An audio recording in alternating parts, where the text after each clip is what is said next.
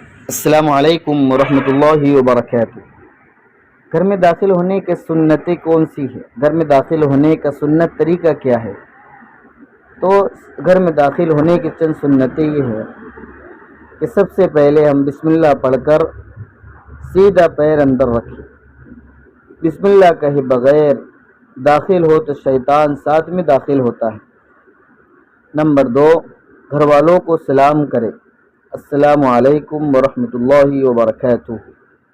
اگر گھر میں کوئی نہ ہو تو السلام علینا وعلی عباد اللہ الصالحین کہے، اور پھر گھر میں داخل ہونے کی دعا پڑھے، اللہم انی اسألک خیر المولج وخیر المخرج، بسم اللہ ولجنا وبسم اللہ خرجنا وعلی اللہ ربنا توکلنا، رواہ ابو داود۔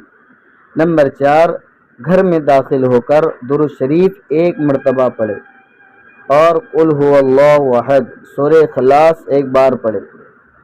اس عمل کی برکت سے گھر میں فقر و فاقہ دور ہوگا۔ نمبر 5، 3 اوقات میں بالغ بچے بغیر اجازت والدین کے کمرے میں داخل نہ ہو، خواہ اپنے ہی اولاد کیوں نہ ہو۔ نمبر 1، طلوع فجر کے بعد صبح کی نماز سے پہلے جب تک کہ نماز فجر نہ پڑھ لی جائے۔ نمبر 2، دوپہر میں جب آرام کے لیے زائد کپڑے اتارے۔ اور نمبر 3 ہے عشاء کی نماز کے بعد جب سونے کے لیے زائد کپڑے اتارے، یہاں تک کہ اپنے اولاد سے، بھائی بہنوں سے اور ماں باپ سے بھی اجازت لے۔ تو ناظرین، یہ ہے گھر میں داخل ہونے کی سنتیں۔ اگر ہم ان سنتوں پر عمل کرتے ہیں تو قیامت کے دن پیارا آقا صلی اللہ علیہ وسلم کی ہمیں شفاعت نصیب ہوں گی۔ والسلام علیکم ورحمۃ اللہ وبرکاتہ۔